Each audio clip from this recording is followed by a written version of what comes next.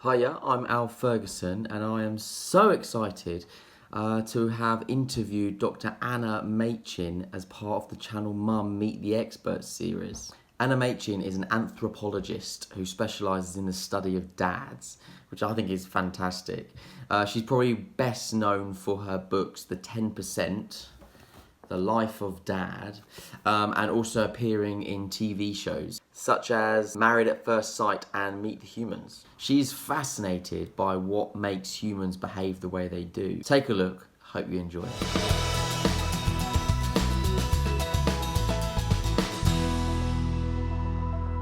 Well, thank you, Anna, very much for having us here to discuss your new book, Yes. The Life of Dad, Yeah. which I've read.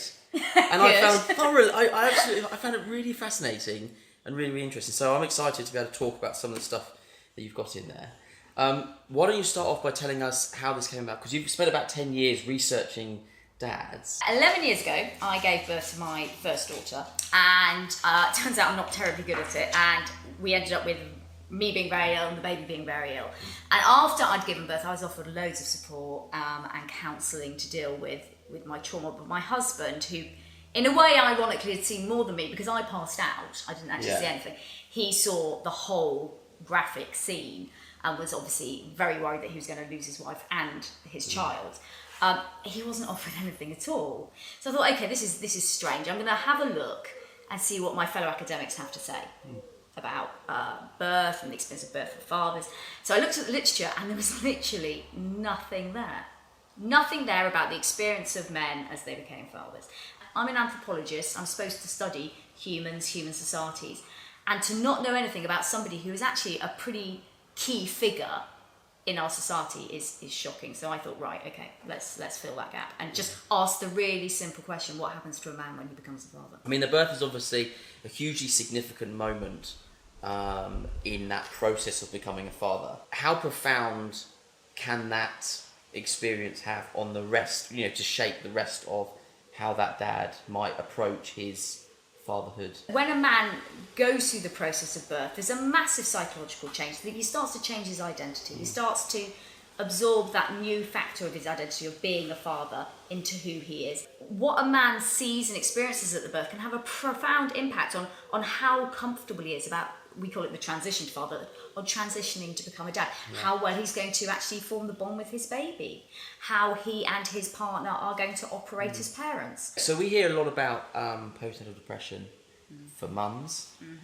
We don't hear very much about it for dads. But dads do get postnatal depression. How common is it? In men, it's around 10%.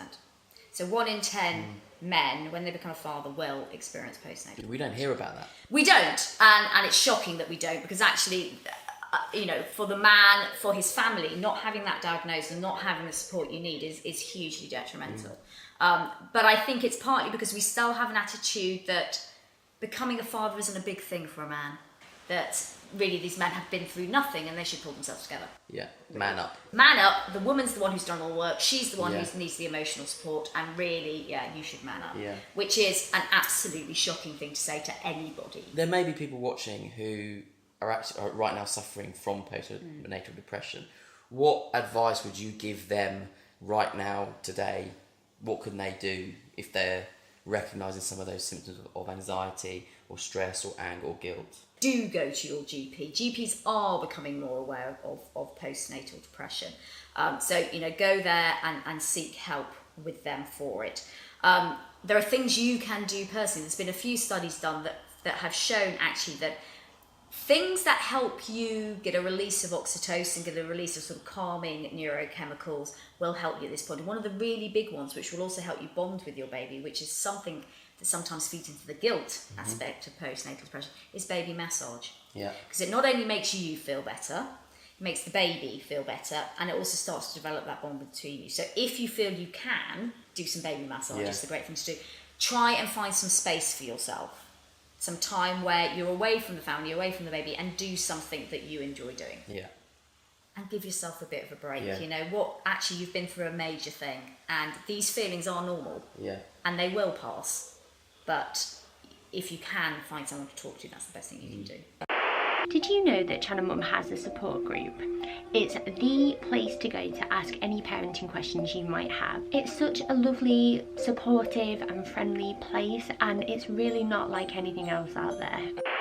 What can Dad do to still have that kind of bonding experience, which might alleviate some of the feelings of guilt or not feeling attached to the newborn baby? We need to start handling men's expectations before they become fathers. So it is very, very rare for any father to experience that the amazing flood of love that we all read about when their baby is born. And that is in great part because, yes, you're not giving birth. So when a woman gives birth, she is just a sea of oxytocin, beta endorphin, dopamine, all these wonderful bonding neurochemicals, which will give her a head start in bonding with that baby. And obviously you as the man don't get that. So the first thing that you need to be aware of is your bond will take longer. Secondly, human babies develop very slowly, and it takes time for that two-way interaction to actually be possible. Human 6-week-old babies don't do a heck of a lot. As soon as that baby is laughing and giggling, you can start doing very gentle play with it. And play is just the best way possible to bond with your child. And when you get to 6 months and that baby is much more developed, you can start doing rough and tumble play, which is just the king of bonding behaviours for fathers. Because it's very fast, it's very exuberant, lots of giggling, lots of tickling, lots of physical activity. You're just flooded with beta endorphin and oxytocin. So it's the best way for you to bond with your baby is start playing as soon as you can. We know, looking at brain scans of babies, that they have a preference for playing with their fathers. They have evolved to want to play with their dad. And actually, dad is fulfilling that really important developmental role, but also reinforcing that attachment. In your book, you write about the levels of testosterone before your baby is born versus the kind of levels of testosterone and oxytocin and dopamine after your baby's born, and how those kind of swap places. And that can be linked to postnatal depression. So what happens, and this happens universally in men when they become a father for the first time, is yes, your testosterone level drops, and it's really critical that it does, because what it's doing is it's shifting your focus away from outside your family to within your family, basically, and it makes you a much more sensitive father when that testosterone drop happens. The problem is that testosterone is a protective chemical against depression. So in some men, combined with lots of other factors, but in some men that drop in testosterone can also increase the risk that you're going to get postnatal depression. Well, thank you very much for your time. I mean, I could talk to you all day about this, but if anyone hasn't, you should definitely read this. It's absolutely fascinating, so I highly recommend it. And it's been a pleasure, so thank you very much. Thanks.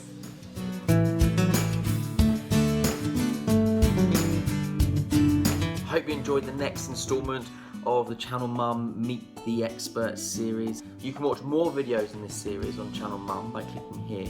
Don't forget to share this with the dads in your life so we can help get the conversation started about dads and mental health. And leave a comment below with your thoughts, your questions and any other experts that you think we should be meeting.